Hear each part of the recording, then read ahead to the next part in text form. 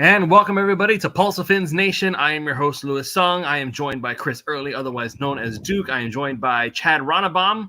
And there is no Alf, there is no Eric. Eric is actually at the Florida Panthers game right now. He's so he got free tickets. So how could I refuse him the opportunity to go and enjoy that? So he won't be joining us today, but I've got Duke, I've got Chad, so we are good. We got plenty of Dolphins knowledge between the three of us here, mostly these two, not me, but that's a different discussion for another time. But for anybody who is not watching the counter, this is actually the 100th episode of Pulse of Fins Nation. So it's a little bit of a milestone for us here. Thank you, Duke. Yes, cheers for that.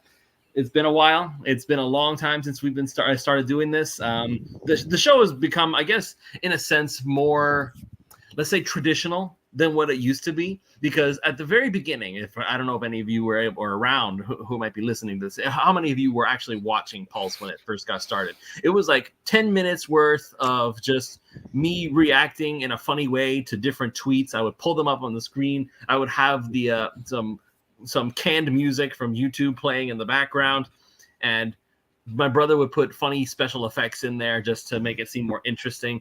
I don't know, that format, it didn't really stick, but now here we are. Several episodes later, we've got our own show. We got sponsors. We got all sorts of great stuff. So I'm very happy with how things are going. And here's to another 100 episodes. All right. So today, this is where we have to kind of really stretch our content creation, right? Because this is where we're going to be talking about, this is the dead time of the offseason. Nothing is happening. We got a little rookie mini camp and everything going on there. So I guess we can kind of talk about that kind of, sort of. But that does give us the opportunity to talk about these rookies a little bit more. And my father pointing out in the comment that he loved the original format. I mean, let's be honest, father of mine, you love any format that I'm a part of. So there is that to consider.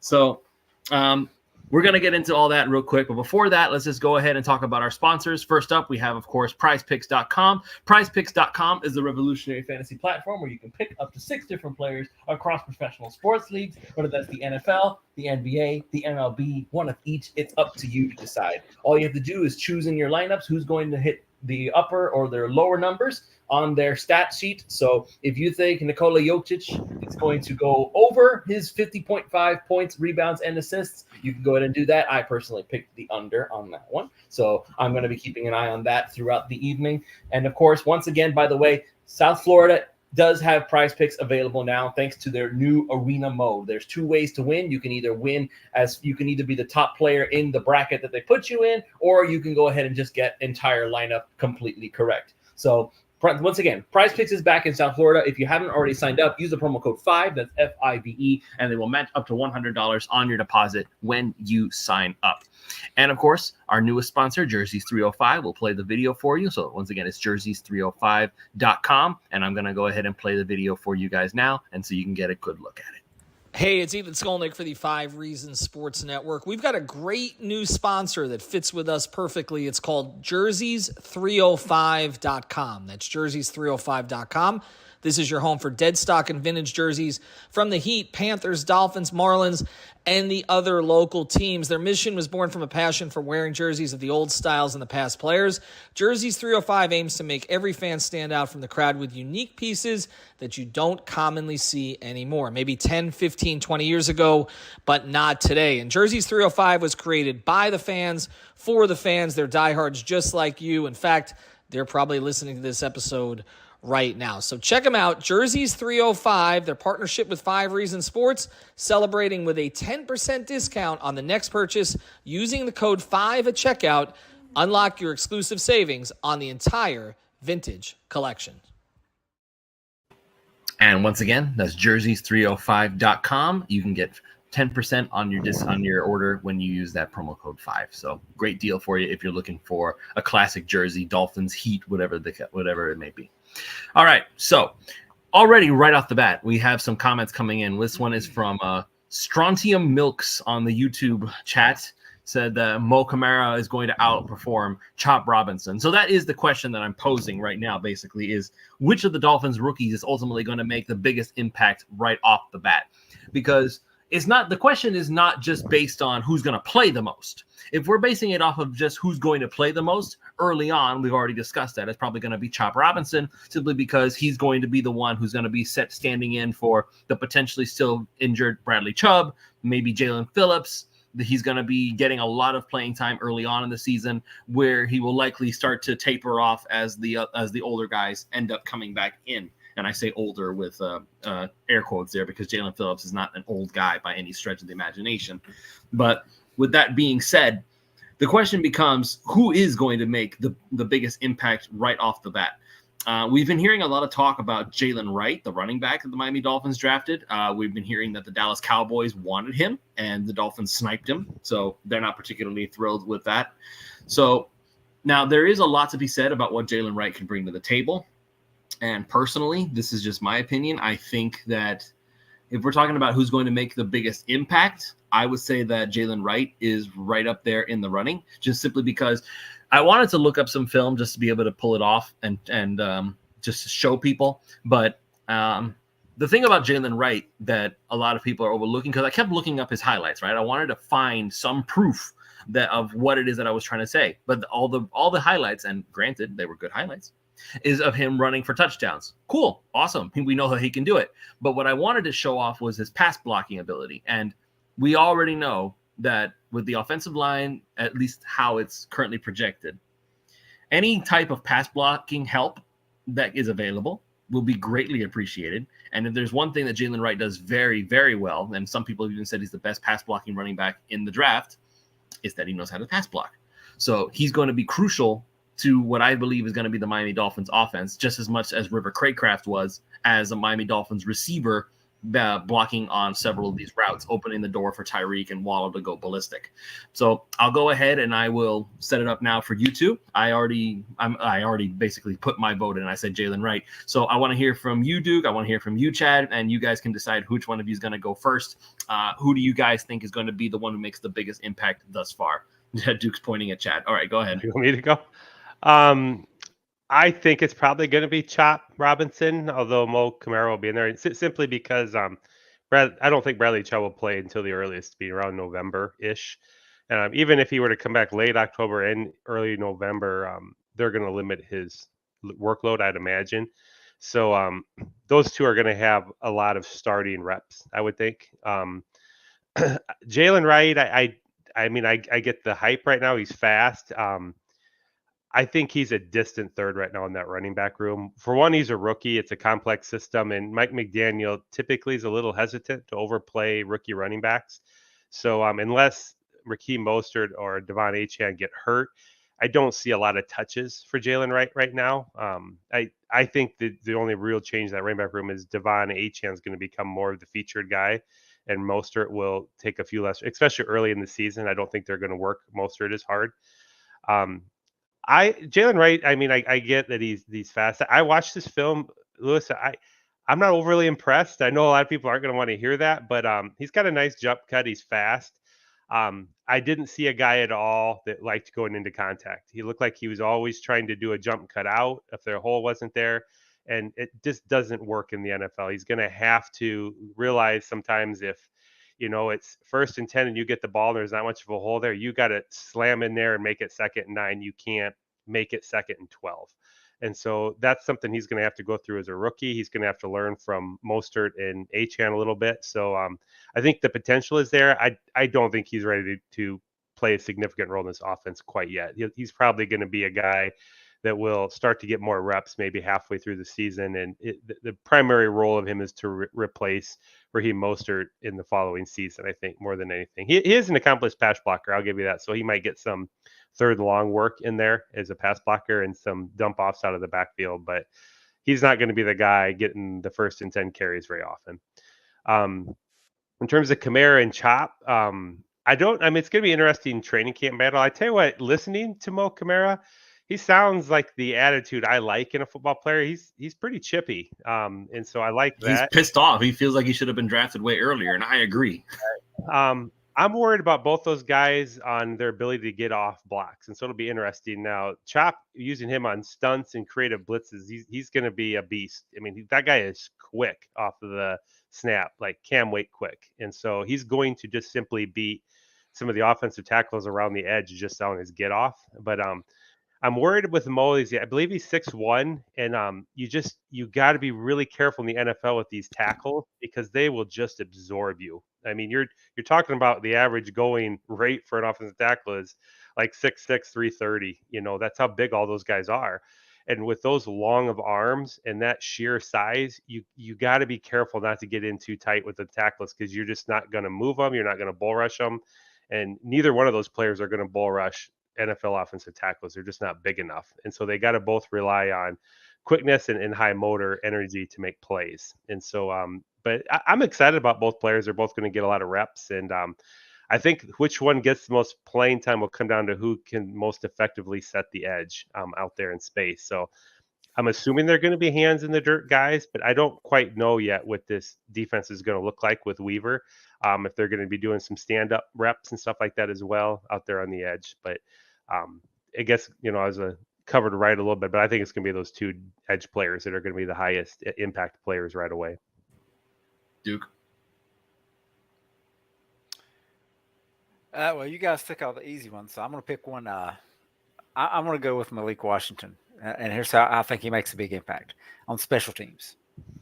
I think you will see him move into a role where he's a core special teams player, at least early on, and may even get some return duties. But I think they will rotate in the wide receivers. I think they're going to take some of the snaps away from Hill and Waddle, not a lot, just a few here and there to kind of reduce their workload. And I know they added Odell Beckham Jr., and he's going to take a lot of reps as well. But I think Malik Washington's going to get in there. Now, as far as statistical impact, probably not a lot. But he's going to be fighting for those slot duties, and I think he's going to get on special teams. So I think you can see him get some receiving yards.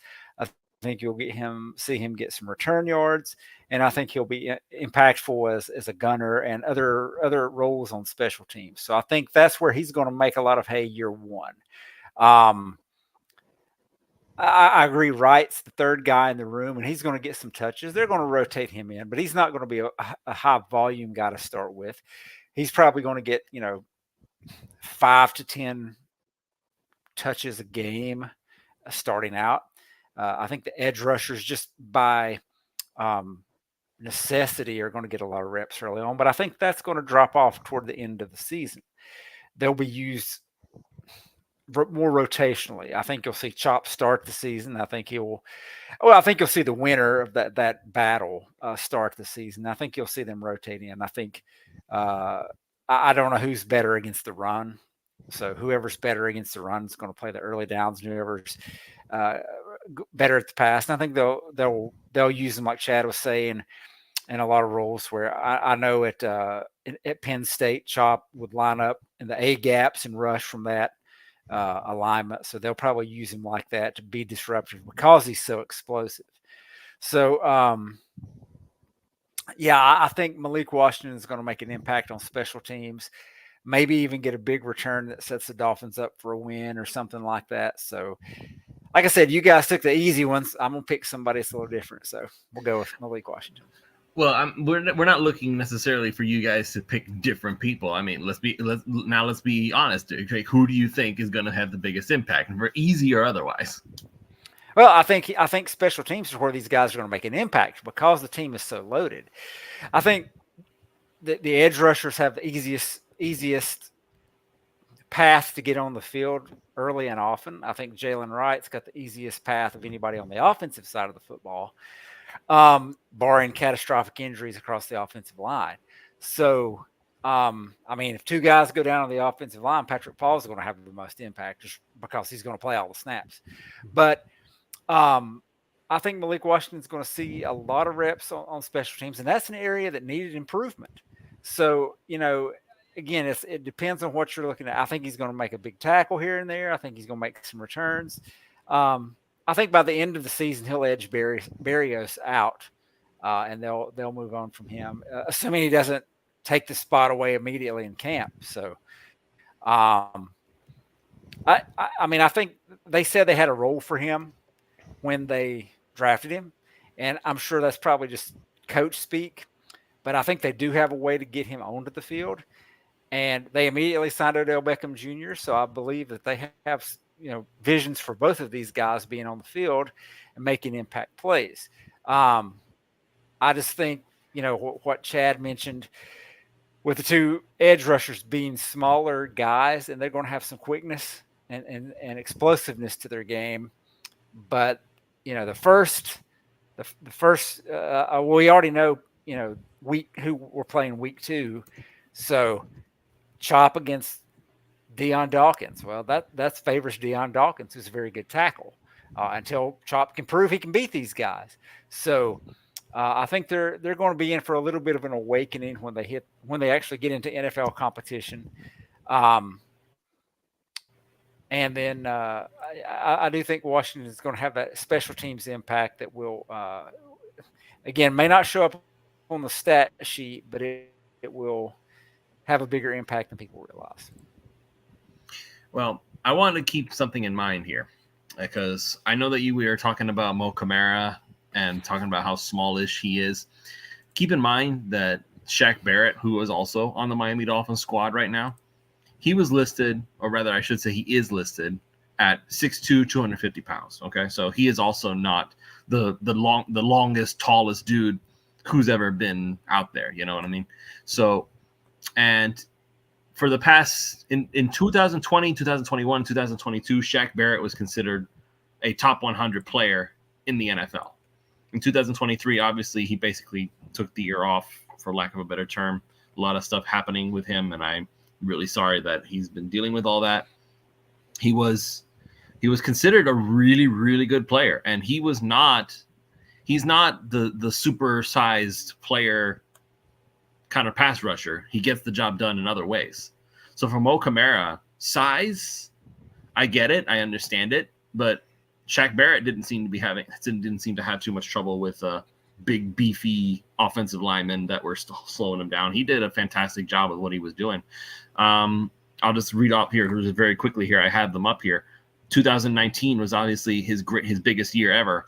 19 and a half sacks. He was the Associated Press Defensive Player of the year, or at least he was in that that comparison. I'm trying to pull it up exactly because I don't remember. I don't have the exact. Well, while you're looking at that, I will mention that Chop Robinson's not exactly a small guy. No. I mean, he's smaller for an edge rusher, but he's listed at 6'3", 254, 255, somewhere like that. His arm length is smaller, but not awful. I mean, if you're looking at if you're wanting an edge rusher that's like 6'6", 280, yeah, he's small, but he's bigger. We mentioned this name. I don't know if it was on the show or after the show last week, but we mentioned Micah Parsons. He's essentially a same size dude as Micah Parsons. Although Parsons played off ball at Penn State, they moved him basically as an edge rusher into the pros. So you could see Chop Robinson having a similar type role. The issue, I think, with him is not going to necessarily be size as much as it's going to be a counter move when those guys, the professionals, know how to handle his speed and can dictate that. Can he throw a counter punch? And I know that was an issue with Jalen Phillips early on in his career. He's developed some counters and has worked out for him. So hopefully he'll learn from these guys and develop those. But early on, he's going to learn. It's not going to be the pure speed like it was in college. These guys know how to handle that. You might get a rep or two on them early. They're going to adjust. So, but he's going to go up against Armstead and Jackson and Kendall Lamb, and these guys aren't all pro tackles by any means at this stage in their career, but they're really good. They know what they're doing. They're gonna give him the business, and he's gonna learn really quick. So it's gonna be good on good, and he'll get there. All right. So now for me, like I said, I know you guys are. You guys were doing when you talk about Jalen Wright, like I know we're kind of like talking about how he's the third guy on the depth chart. There's no question about, as far as the depth chart goes, who's going to be carrying the rock more. But when I talk about players having an impact, I talk about the guys who are going to end up being the strongest performers, not the guys who are necessarily going to get the most playing time. Chop Robinson could get a whole lot of playing time. It doesn't mean he's going to leave an impact. For me, this is where I look at Jalen Wright and I say, you know what, based on what it is that he brings to the table specifically. It was Raheem Mostert. I think he was the one who actually suggested this, that there could be like 3 backfields this year. Like, imagine this. I know that it's like hypotheticals right now because I don't think we've ever specifically seen anything like this right now. But just imagine you have Raheem Mostert in the backfield. You have Devon Achane on one side, and then you have Jalen Wright on the other. Either one of those 3 guys could easily be the one carrying the football.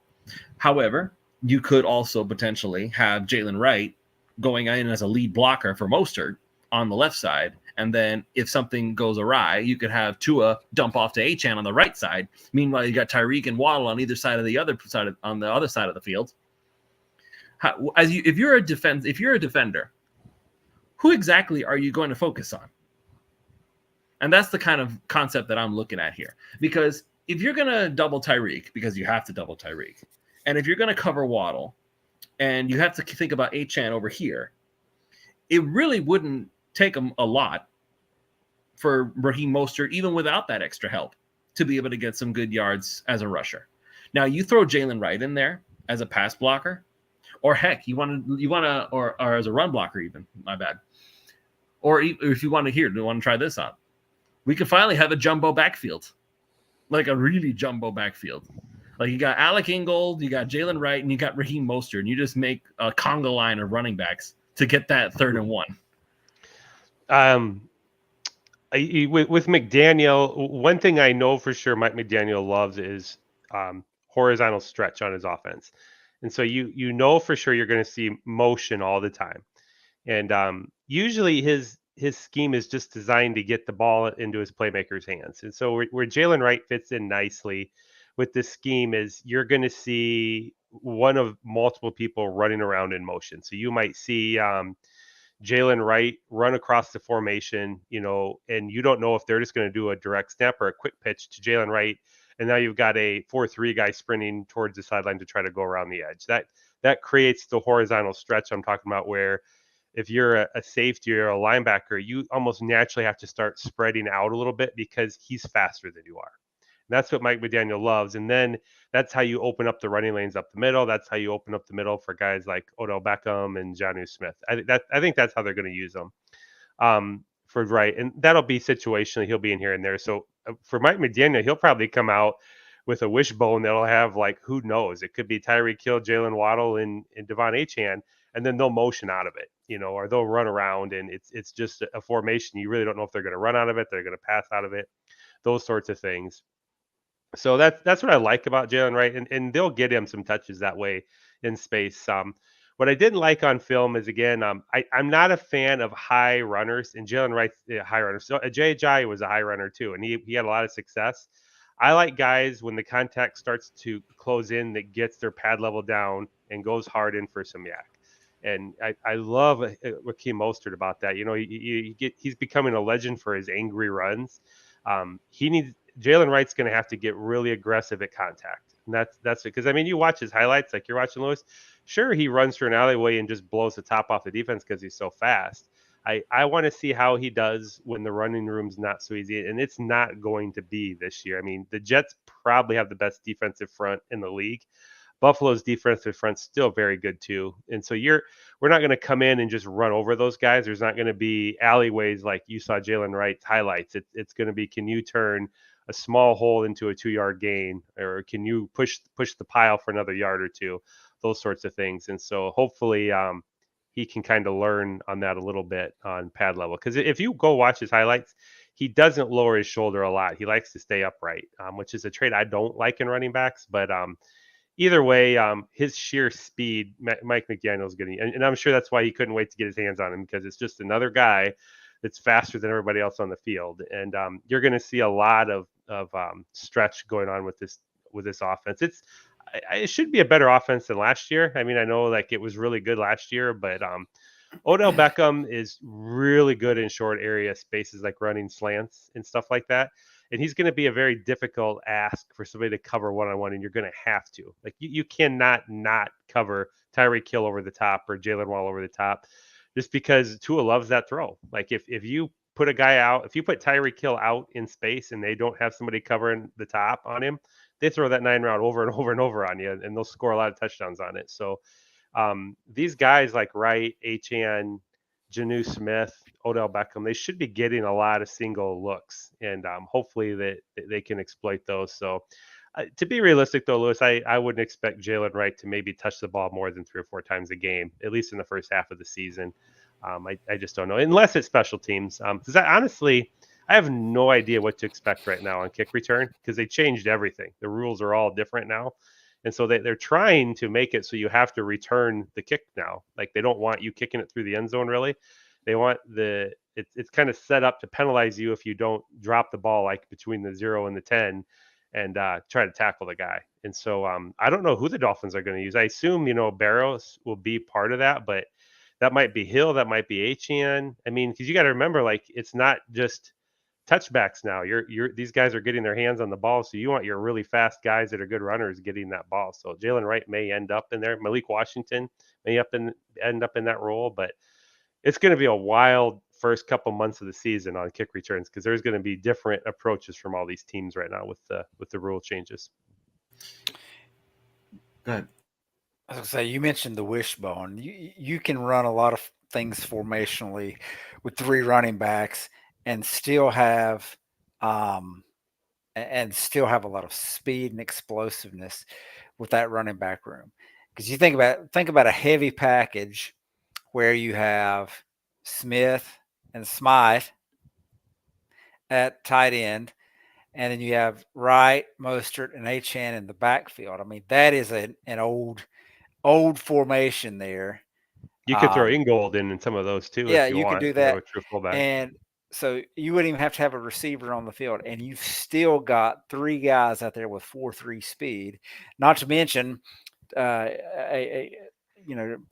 Smythe is not necessarily an explosive tight end, but you've got Smith, who is known for getting yards after the catch. So you could essentially run 5 routes out of a heavy package and just completely screw with the defense. Or you could run out of it, which, I'm reading the chat here, and I agree. We need to run the ball. You've got the guys to run it. I think they will a little more. But you can run these various formations, and you can do it snap to snap. Like you could go out there and have, run a 4 or 5 wide with running backs or the tight ends or 4 wide receivers, and then turn around the next play and go a heavy package. So let's say you get the ball, it's 1st and 10, and you throw the ball, little quick route, say Odell Beckham, and it's 2nd and 1. And then you come in with a heavy package, and you're expecting a run on 2nd and 1, right? Or maybe it's 3rd and 1. But then they decide to pass out of it, and suddenly you've got Achane on a linebacker. I mean, the possibilities are endless. It's going to be really, really fun. If all these guys get on the same page early, it's going to be fun to watch. I'm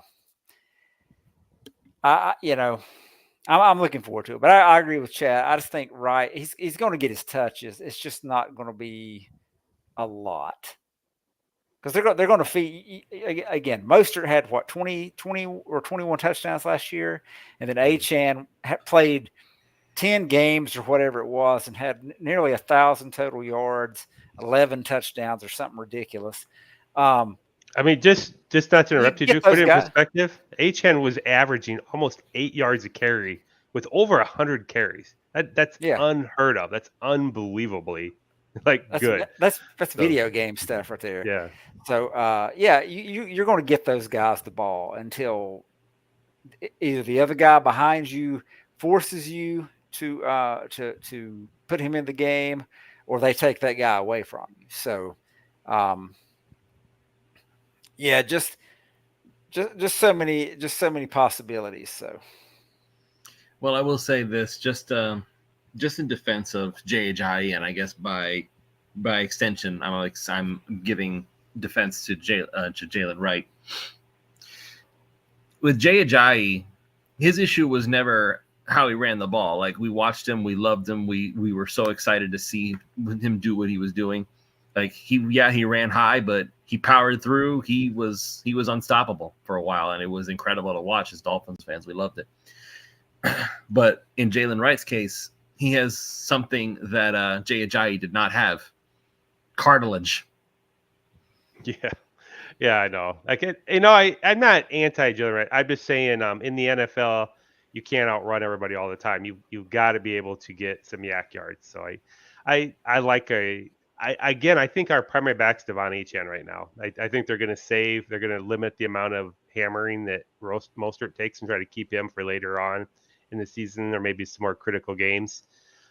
Or we know when it's harder to run, Mostert's a little bit better back in there, I think, but he's by far, if you took Wright, Achane, and Mostert, he's the best at getting yards out of nothing of the three, other than maybe Jeff Wilson. And so they'll move it around. So it's, to me, I saw that comment from Ryan. I'm hoping that we do run the ball a little, because we're going to get linebackers have to fall back, because the space between the safeties and the linebackers, Tua, Hill, and Waddle just murder people in that space. The linebackers have to stretch out on the outside, because we're always running motions across the formation, and we're always going to have probably 3, maybe 4 or 5 guys on the field that are faster than everybody else on the defense.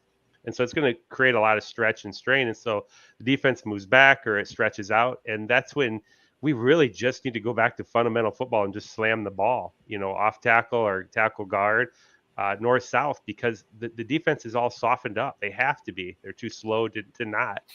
And last year, I just felt like Mike McDaniel, it's so much more exciting. I think I was saying last show that, when you're up 14 points and it's 2nd and 2, just hammer the ball. And no, I'm going to throw a 25-yard out. That's what Mike McDaniel does. And so, it's almost like you got to know when you've got the game in hand and be a little bit more conservative with those guys. So I'm hoping we see a little more of that this year out of Mike McDaniel. And it's just not all nonstop, full gas mode where, maybe you throw an interception that was foolish, or you do something you didn't have to do to put the game away. And you also he needs to realize that sometimes second, a 1st and 10, and you get a 2-yard gain on first down. That's part of the game. You can't always be hitting these big plays. You can't be looking for the big play.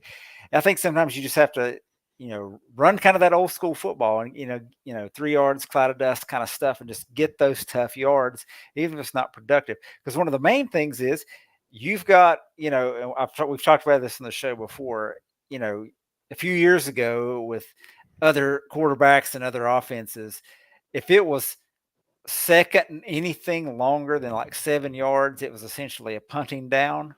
Because you knew, I remember watching you tweet that out, Duke. It's like, it was 2nd and 7 after a penalty, punt. It's like holding on the offense, 1st and 20. Go ahead and punt. You're not getting a first down.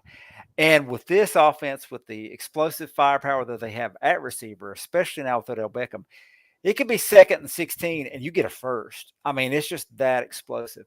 So he needs to be less afraid of getting in there and just running the football, even when it's not going to be necessarily a super productive play, because then you get the defense to commit to the run and then you pass. And you can go over top of them. And now you've got that third option. And, this is, as Eric said last week, it's champagne problems. And I mentioned this on the Finsider this week last week, that it was, people are asking now if the Dolphins have the best receiver trio in the league. And I saw an NFL.com article today that has them as the best receiver trio in the league. And I remember talking ourselves into Brian Hartline being a number 1 receiver. I remember Jeff Ireland saying, we've got 4s, 5s, and 6s. We need some 1, 2s, and 3s. And I remember those days when we're like, all right, that guy that undrafted free agent wide receiver is going to be the next big thing. And it never worked out. And now we're like, Odell Beckham is our 3rd dude. So we've come a long way in that. So they've got the receiving weapons, and I know it's a itch that McDaniel is going to have to scratch. But I think getting the trade up for Wright shows, hey, we're going to also run the ball. And like Ryan said in the chat, a guy that gets 20 plus touchdowns doesn't get that as much recognition as he does. Got to give Mostert some love. And we were talking about it all last offseason. Now, who are we going to trade for? We're going to get this guy, the Dalvin Cook saga. Then it was the Jonathan Taylor saga. And then Mostert's like, I heard all of that, but then I go out and set a franchise record for touchdowns. So those guys are going to get the ball. How much of that's going to be right, I don't know. But it's going to be fun. I'm just excited because all the weaponry they have just so much. And the guy that's overlooked, and I think, Chad, you were the first to mention this right after free agency, was Jonnu Smith. It's going to be a big upgrade in that room. He's going to be catching passes. He's going to be the forgotten guy on the offense. He's going to change a lot. He's a really tough cover for a linebacker. So that lot harder to cover than Durham Smythe for your standard linebacker. So he's more of you almost have to commit a safety to him, which is really hard to do when you got to worry about Hill and Waddle over the top. And so it should be, like I said, a better offense. And, we might have the best trio, but like when you get to the 4, 5s, and 6 like that, the training camp's going to be really competitive. I don't see Tajay Washington making the 53. I think he's going to be a practice squad guy. And it's just because look at it. I mean, River Craycraft's not a bad wide receiver. He knows the system. He's reliable. He's a good blocker. Braxton Berrios he's not a bad player. I mean, he's not a 1 or a 2, but he's still a problem, for people out in space. He's quick. I'll tell you right now, you can pencil in River Craycraft. Okay, he's not going anywhere. I agree with you. I think he's probably number 6 right now. And Malik Washington, I really like. Yeah, I don't know that Exukama. I mean, to me, he's the odd man out right now, just because of the sheer number of players. I mean, he'd probably be a practice squatter, but I don't think you can put Malik Washington on the practice squad. He'll get claimed. He's too talented. No, I liked his film too. The one thing about Ezukama is he's the biggest receiver in the room. So he gives you a size component that you don't really have. So it's going to be some tough cuts in that room, and some of those guys are going to be picked up. So I don't think Berrios is subject to waivers. I think once you get like so many accrued years, you're just a free agent. But some of those other guys are going to get picked up. Yeah. And then I was reading, I don't know his name, but he was the undrafted rookie. He's like 5'9". Receiver? And he ran like a low 4.3. Of course he did. Really it's McDaniel. Explosive jumps. I was like, I mean, who's to say that guy can't go in there and steal some reps? He's probably a practice squad guy, but who's to say he can't go steal those reps? So, yeah, thank you, Jaquan. I don't remember what school, but man, it's going to be so fun. And then you're looking at the tight end room. You've got Julian Hill, who they kept last year over Saubert, over a couple other guys. Higgins, that guy they drafted, they let him go. Yeah, they drafted Higgins. Okay. And then they got and then you brought in the guy from Kansas City, Fortson. Mm-hmm. And now I know this may be something later for the show, but they did drop the numbers this week, and I'm a big believer that certain numbers just do well in football. and Fortson took number 88.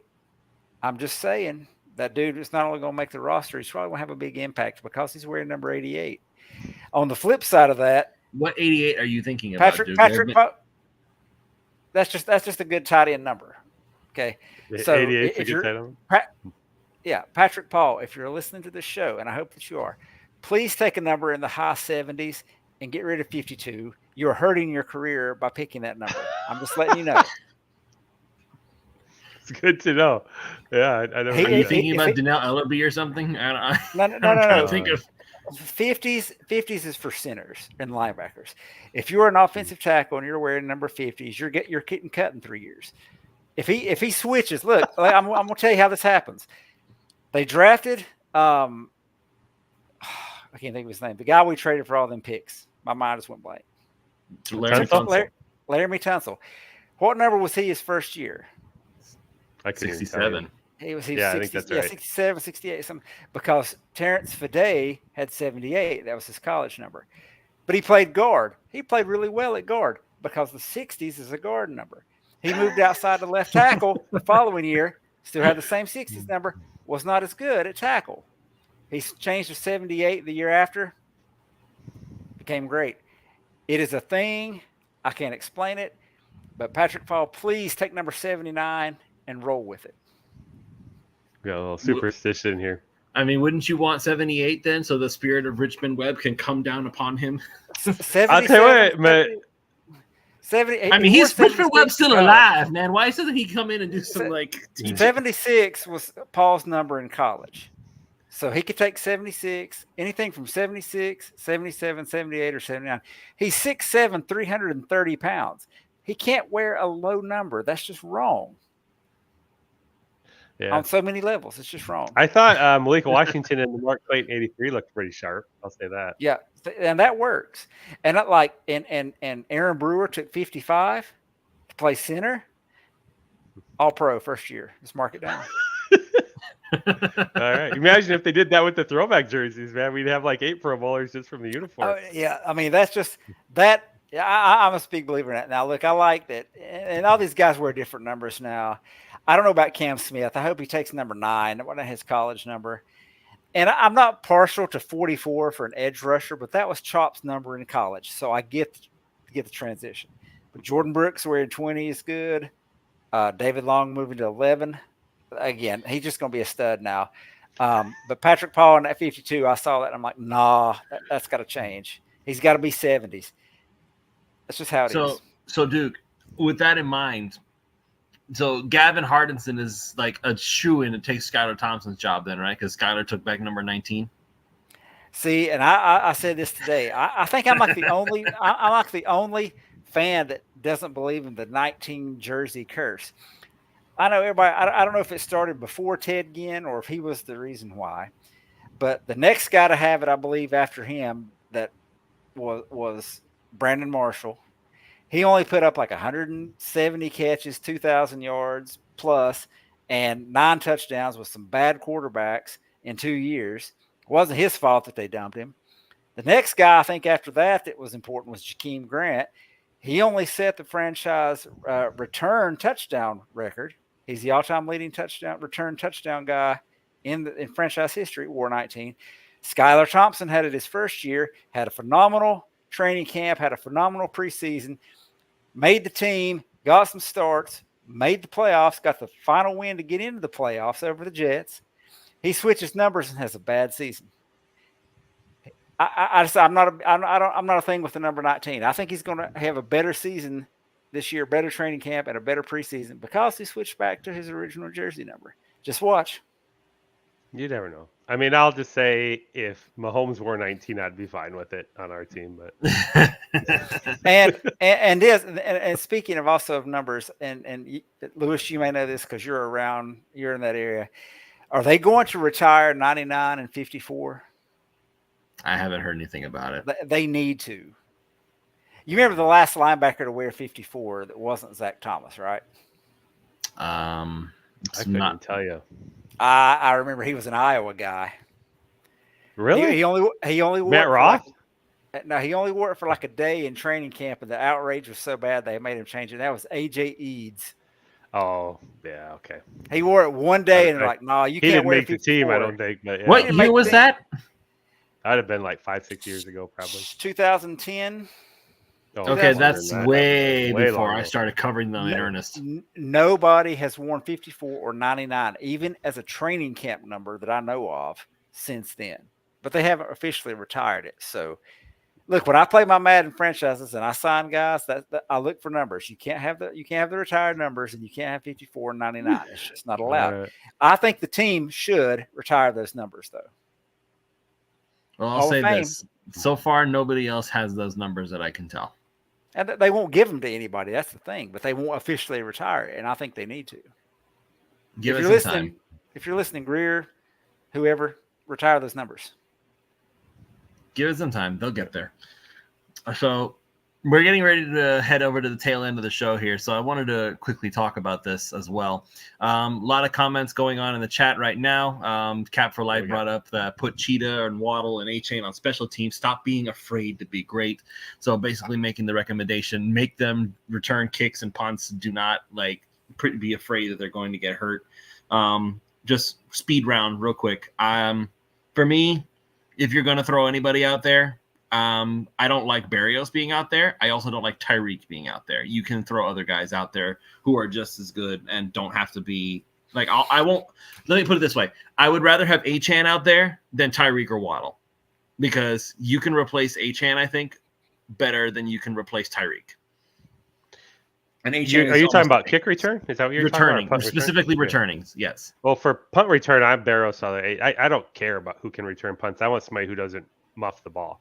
That's why Jakeem Grant I would never even let on the field on punt return, because how many times did he drop the ball and turn the ball over? Because that he scored nothing kills you. Bro, Chad. Don't take that away from him. Yeah, but every one you score, you negate. Like anytime you muff a punt, that's the biggest backbreaker in the NFL. So just give me somebody who fields the ball cleanly. I don't care if they return it. Kick returns, everything's different now, and so like I was just saying earlier, it used to be everybody just kicked the ball through the end zone, right? It was what was it, like 9 out of 10 times it's going to be a touchback. Very few. Yeah, people just start walking away from the end zone before the ball even lands. They already know. But now, so in that case, you don't want Tyreek Hill back there because you're wasting time to get him in the huddle and get on the field because he's not going to return anyway. But now they designed it so that, they move everybody up so you don't have near the collisions, and they try to get you to field the ball. Because the touchback depends on where the ball lands on the kickoff now, right? If I'm understanding that rule right. So it's designed to want you to have the ball land between like the 10-yard line in the end zone and field it. Didn't they move it up to if you get a touchback on a kickoff, you start at the 35-yard line instead of the 25? I don't know. I mean, it might be I don't honestly know the rule that it's brand new. I want to say that. So, it's something like that though, but it's designed to want you to return the ball from between the 0 and the 10 and have to make a tackle. And so I imagine most people will have two guys back, but there's going to be all kinds of crazy stuff going on. It'd be reverses and all sorts of weird stuff going on because it becomes a legitimate play now because the people are moved up and the bodies are moving around. So right, but I feel like there should be some level of self-preservation still. Like I'm not going to throw Tyreek on kick returns. Okay. Well, and Alf mentioned this on a show several weeks ago. As he mentioned, the Kansas City did that in big games, like in the Super Bowl. They had Tyreek out there fielding. Okay, but that's the Super Bowl, though, dude. There's nothing else after that. Well, I'm saying if it's the middle of the season, you're playing the Titans or whoever, and it's not necessarily an important game, so to speak. Yeah, you don't want to do that. If it's week 17 and you're fighting for a playoff or a division spot or the number 1 seed, hopefully, or something like that, and you need a big play and a guy that can flip the field instantly, yeah, I'm putting those guys back there. And don't forget, that's fine, but that's situational. It's not like he's the regular guy. And don't forget Jevon Holland either. He was a returner in college. If it were me, I would spend a lot of time with Jalen Wright and Braxton Berrios as my two returners. Those are the two I play with because one is they're both fast, and two, if either one of them get hurt, it doesn't really impact your game plan. Like what you don't want to do is have Tyreek Hill get hurt on a kick return to start the game, and now he's out. Or even if he's not hurt that bad, but he hurts his ankle or something, that completely changes your whole game plan. Whereas and Jalen Wright gets hurt, you're like, okay, he wasn't going to get that many reps anyway, so that's fine. And he's ridiculously fast. The idea behind Cap's comment, though, go ahead, Drew. I was going to say, to your point, Chad, they want to force the guy to return the ball and get and then make tackles. I'm fairly certain that Malik Washington broke the most tackles of any receiver in college. I'd be fine with him back there too. Yeah. So again, that's where he's going to make his impact. They're going to see this dude break tackles and get yak, and they're like, hey, we want this guy on the field. He ran a 4.47, so he's not slow. No. And he's a compact. He's short, but he's a compact. He's a stout build. He's a tough tackler. Get that guy on returns, and he's a tough tackler. Or a tough tackle, I should say. So yeah, absolutely. I think that's where I think he makes that impact. He's going to be your return guy. And everybody's penciling Berrios in for that, but I think if it's that situation where like I need somebody to break tackles, that's your dude. Well, if it's what I think Miami will do, then yeah, I'm penciling in Braxton Berrios. But I personally again, if we have to pick one of the 3 super speed guys, I'd rather have Achane because I feel like there's more depth at running back that is not going to make as much of an impact. And that's no disrespect to Achane. I know how much of an impact he has. But if you lose Achane, you still have Jeff Wilson in there. He hasn't left. He's still there. You still have Jalen Wright, like we've already discussed, there's options there. But if you lose Tyreek, you can't. All due respect to Jalen Waddle, you cannot replace Tyreek. It's not possible. So I'm not throwing Tyreek out there on returns. I'm just not. Not unless it's an You extreme might emergency. see him in a certain, like if it's end of the game and If it's an emergency, yeah, that's or fine. it's a playoff I get it. game, But then you're all in, yeah. But that's just regularly it. We're all in at that point. Like there's no going backwards after this. It's like if you're in the playoffs, it's one and done the whole way through. Right. So if it's gonna be Tyreek out there, it better be the playoffs, or it needs to be like the playoffs are on the line, which I'm okay with. But if it's like Duke mentioned, week 17, who freaking cares? Like I don't need Tyreek to be the regular kick returner. It's not important. It's not worth it. Other comments here. Let's see. In Day talking about considering the moves in the offseason, feels like McD and Greer's assessment is last season's team would have worked, but injuries derailed them. So find similar players to fill in for the injured. Talking about Jalen Wright as well. Because Jalen, that's a great comment because like Jeff Wilson started the year on IR. Wasn't there a game where he didn't have Mostert or Achane either? It just feels like we got towards the end of the series, we didn't have backs anymore.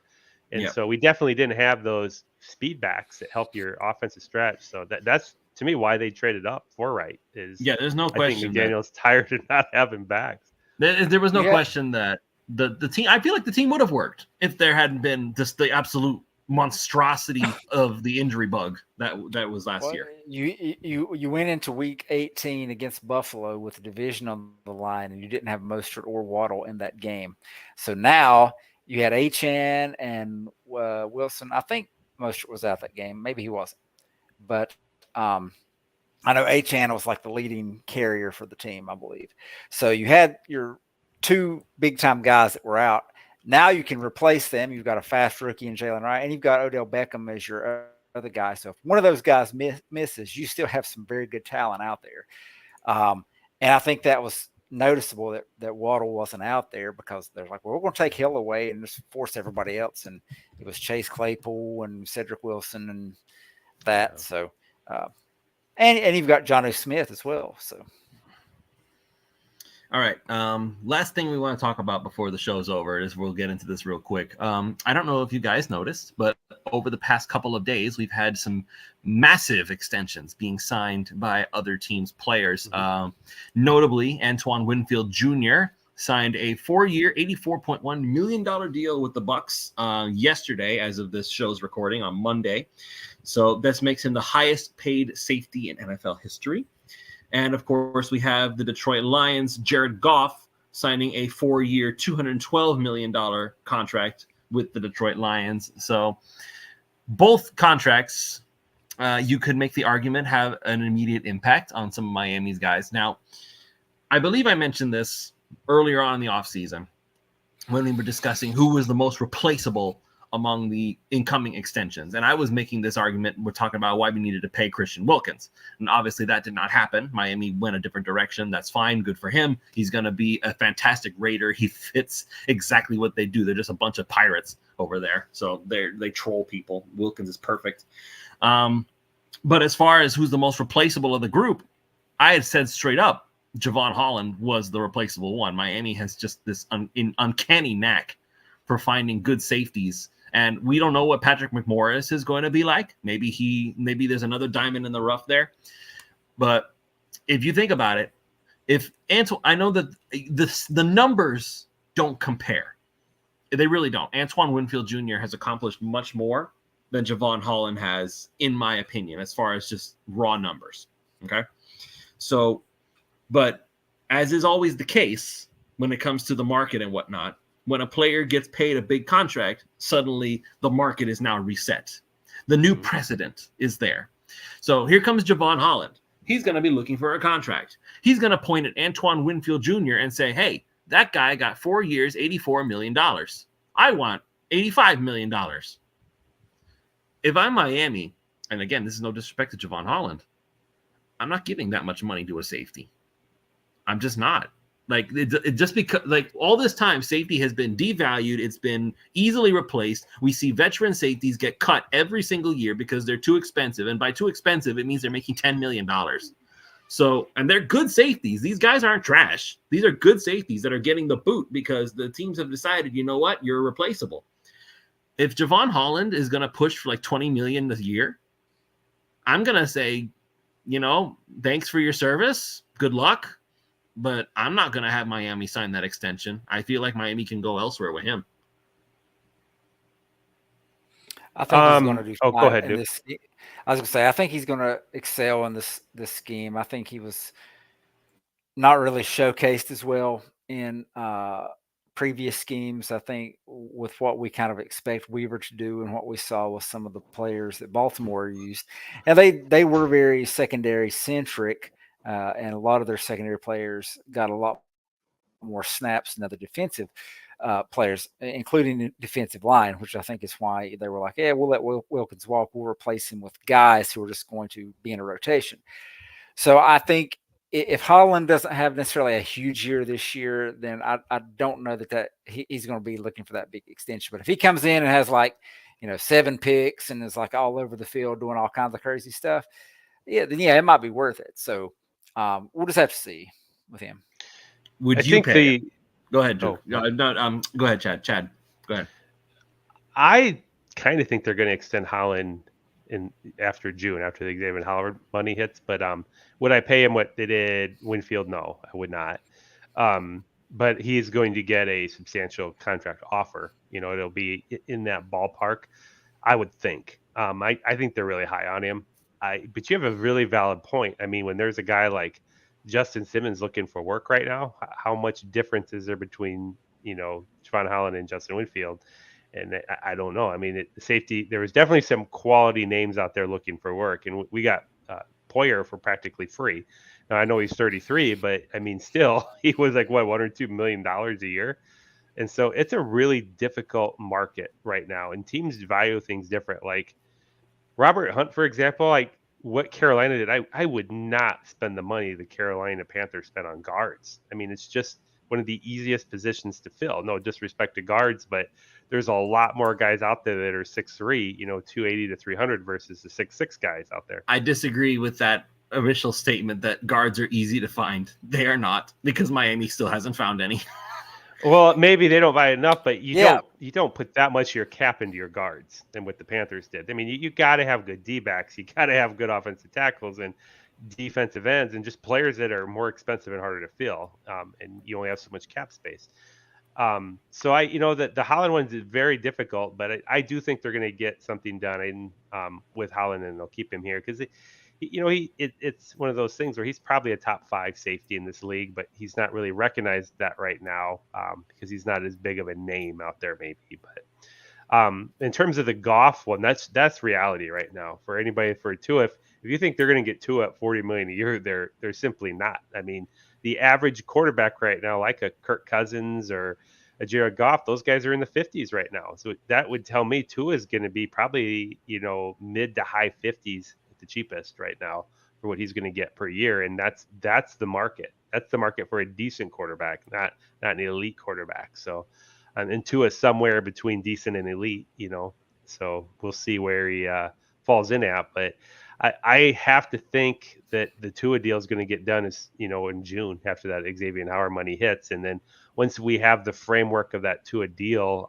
then what you have to go fill the rest of the team out. Maybe you extend Jevon Holland, maybe you extend Jalen Waddle. And those are 2 names that you can look at, because if you do it now, then the player typically should be willing to play ball. And so Jevon Holland, maybe he'll take like a $65-70 million contract right now and not risk having a severe injury next season and then not getting any of that big money. And so if Jevon Holland wants to bet on yourself per se, as Chris Greer would put it, the next year they'll just have to decide whether or not they want to take him or not on the negotiations. So we'll see on that. But valid point, Lewis. I really don't know what to offer Jevon Holland in this market. I would pay him $13 million a year max. He won't. Because again, he won't get it. He won't take it. No, but but again, that's what I'm saying is like there are a bunch of safeties out there looking for work. Well, I take that back. You won't get that unless you have a significant chunk of it in guaranteed money. Then he might, but you're going to have to guarantee it 3 or 4 years at that rate, at least, for him to take that. I'm looking at the look at the safety market. That's all I'm saying. Like Antoine Winfield Jr. This whole concept of one player setting the market for everybody else. Like just because Tampa Bay decided to massively overpay their safety. Like I know I'm not trying to take away anything from Winfield Jr. in a vacuum. He's a very, very, very good safety, arguably top 3. Okay, sure. But he's top 3. He's Antoine Winfield Jr. That's different. Jevon Holland, he said top 5. Like, I honestly, me personally, and this is just coming from me, I would struggle saying top 5 Jevon Holland. He hasn't performed. Maybe. I don't think he's going to look to set the market. I think he's aware of that. But at the same time, he's going to want in the framework of that contract. That's what he's going to look for. If you're not at least in the ballpark of that kind of contract, he'll just wait. Because I don't know how old Jevon Holland is, but he's got to be like 24 or something like that. So he's preparing for his second contract. So he's 24 He's 24 years old. He turned 24 this past March. Yeah. So his next contract's his money. That's where you make your money. Like I'll put Jevon Holland in top 10. I'm not putting him in top 5. So yeah, I would agree with that. The question isn't Jevon Holland. It's how much do you pay a top 10 safety of your cap? Like I'm making the point where I don't put a huge amount of money in the guard position. Is that the same with the safety? Do you just not put the money? You don't put big money into running backs. You don't put big monies into guards. Do you not put big money into safeties? And that's a real question right now in the NFL. The question for Holland is going to be, if you pay him that money, how do you transition away from the other big money contracts on defense? And I think they've maybe started with that with the edge rusher group. Assuming the 2 rookies hit, you've got 2 guys that will be replacements for Chubb at some point. You figure they're going to extend Jalen Phillips. We're going to assume these guys are healthy and all that good stuff. So you don't really have a lot of necessarily expensive contracts in the secondary, with the exception of Jalen Ramsey. So, and again, he's an older player. If you extend Jevon Holland, that contract wouldn't kick in until next season. Do you say, well, we'll pay him a lot of money, but then we're going to go with a lot of cheaper contracts, aka rookie contracts at the corner position in years down the road, so that his cap hit is alleviated instead of having to pay, a $20 million corner? So, if I'm dealing with Jevon Holland, I'm probably offering him in the range of 40 million, maybe 45 million of guaranteed money.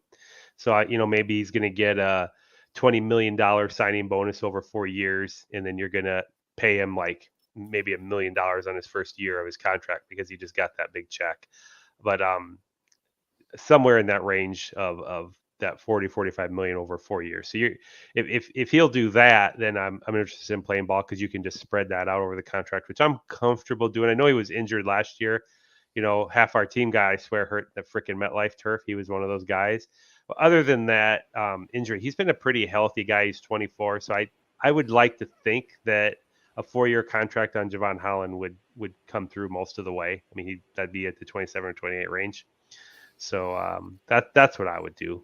But they're moving with the void years and stuff too. So you could say a 4-year deal, put some void years on the back, so that at some point he will be a big contract, but it'll be toward the end of it, and you've got corners on rookie deals, so your secondary is not so loaded at 2 different positions. It's one thing to pay 2 corners like we had last year with Ramsey and X, these big contracts, and have a big safety contract in there as well. Yeah. It's kind of like what you're talking about with Carolina. Had they gone out and got Robert Hunt, well, that's fine, $100 million deal. Then they signed Damian Lewis for had a $53 million deal.